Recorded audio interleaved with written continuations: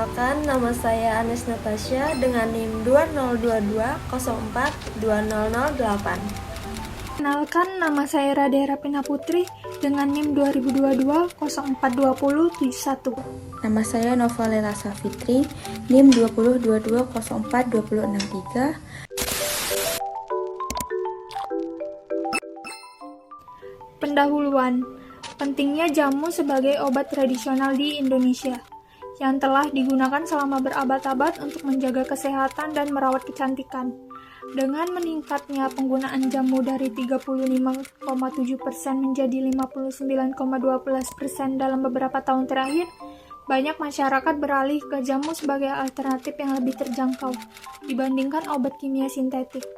Namun, praktik beberapa produsen yang menambahkan bahan kimia obat atau BKO seperti ibuprofen ke dalam jamu dapat menimbulkan resiko kesehatan yang serius, termasuk efek samping yang berbahaya. Larangan penggunaan BKO dalam jamu telah diatur dalam peraturan kesehatan, namun masih banyak produk yang beredar tanpa pengawasan yang memadai.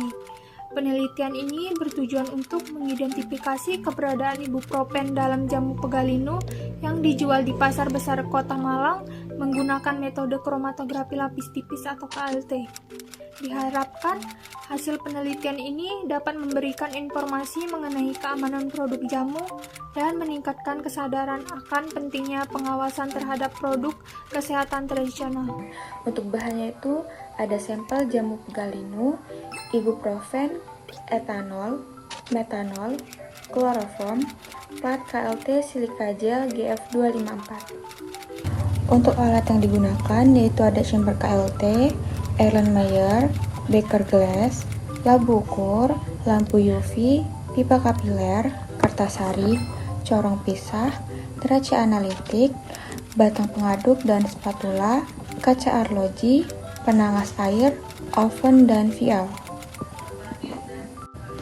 Untuk metode yang digunakan yaitu ada 5. Yang pertama itu pengambilan sampel.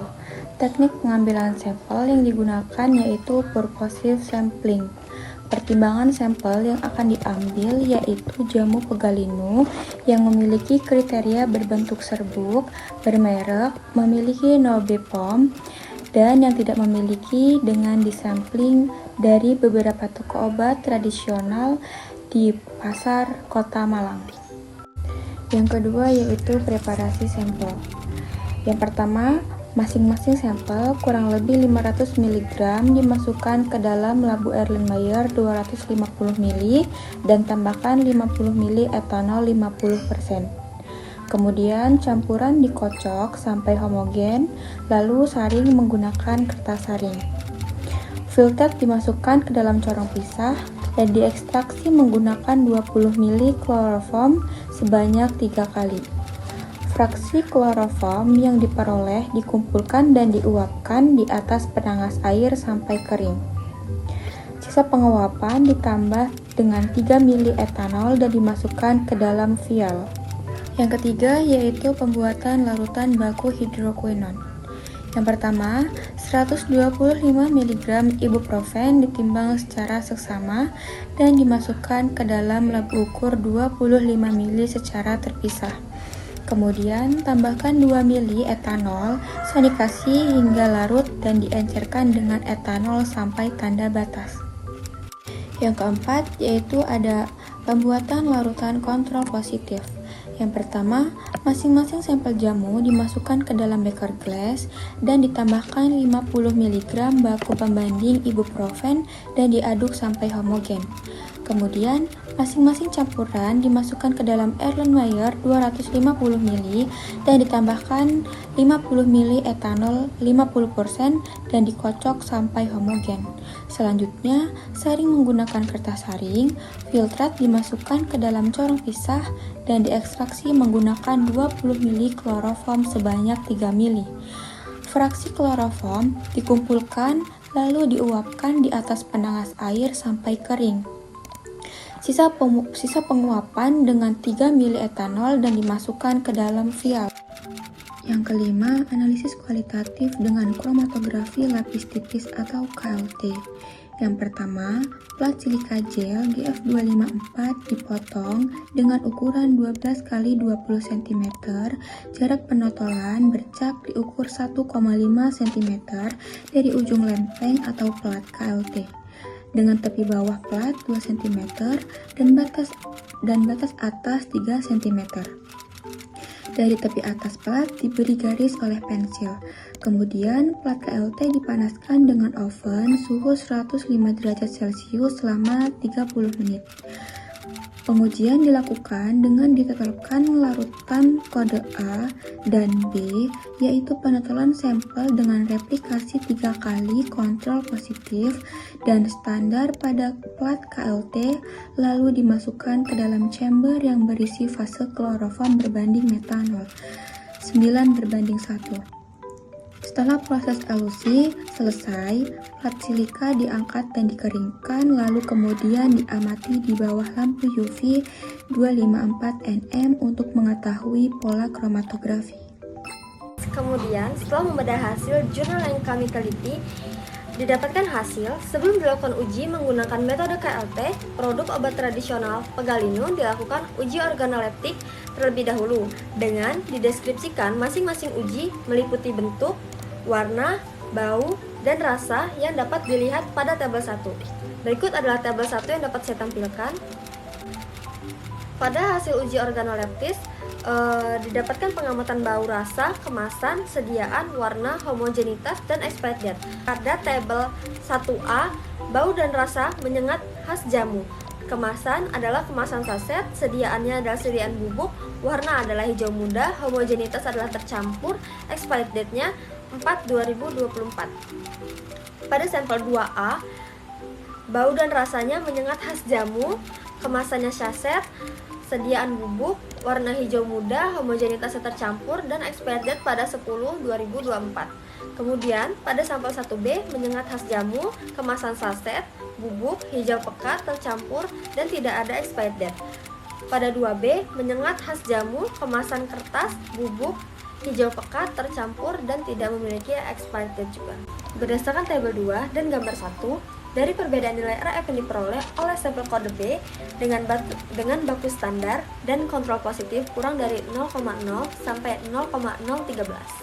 Nilai RF yang dikatakan positif jika antara sampel dengan standar memiliki nilai RF yang sama atau memiliki selisih nilai RF kurang dari 0,05, maka dapat disimpulkan bahwa nilai RF ibuprofen telah memenuhi.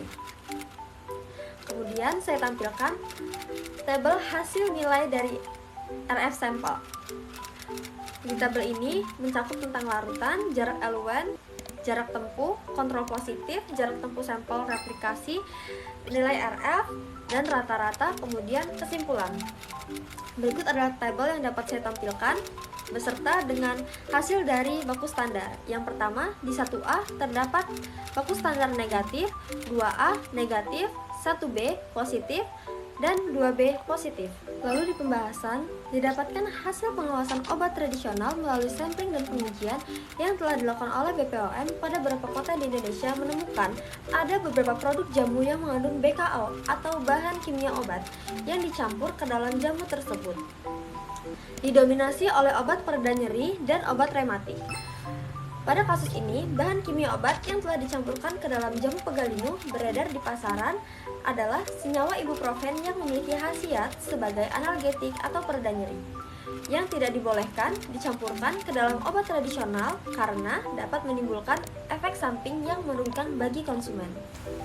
Dan dari hasil penelitian yang sudah dilakukan dengan menggunakan 4 sampel jamu Pegalino yang memiliki merek berbeda, terdeteksi 2 sampel positif ibuprofen dengan nilai RF 0,567. Sampel yang digunakan merupakan sampel bermerek dengan 2 kategori, yaitu memiliki nomor BPOM dan yang satunya lagi tidak memiliki nomor BPOM. Analisis kualitatif bahan kimia dalam jamu Pegalino di wilayah Magelang menunjukkan terdapat sampel yang positif mengandung ibuprofen. Nilai RF yang ditunjukkan pada baku pembanding ibuprofen sebesar 0,65. Ibuprofen merupakan obat golongan antiinflamasi non-steroid yang digunakan untuk mengobati demam pada anak dan sebagai anti nyeri. Efek samping yang dapat ditimbulkan apabila jamu Pegalino mengandung ibuprofen akan sangat membahayakan bagi kesehatan jika digunakan dalam waktu yang cukup lama. Efek yang dapat terjadi antara lain menyebabkan tukak lambung, gagal ginjal, dan gangguan pada hati. Dari penjelasan di atas dapat ditarik kesimpulan, yaitu berdasarkan hasil analisis kualitatif yang telah dilakukan dengan menggunakan metode kromatografi lapis tipis atau KLT, ditemukan terdapat kandungan BKO ibuprofen pada 2 sampel jamu bermerek Galino yang tidak memiliki registrasi BPOM yang dijual di pasar besar Kota Malang. 2 sampel positif tersebut memunculkan bercak noda di bawah sinar UV 254 nanometer sejajar dengan baku standar dan kontrol positif dengan nilai RF 0,56 sampai 0,57. Perbedaan yang dimiliki kurang dari 0,05 sehingga sampel dapat dinyatakan positif mengandung senyawa bahan kimia obat ibuprofen.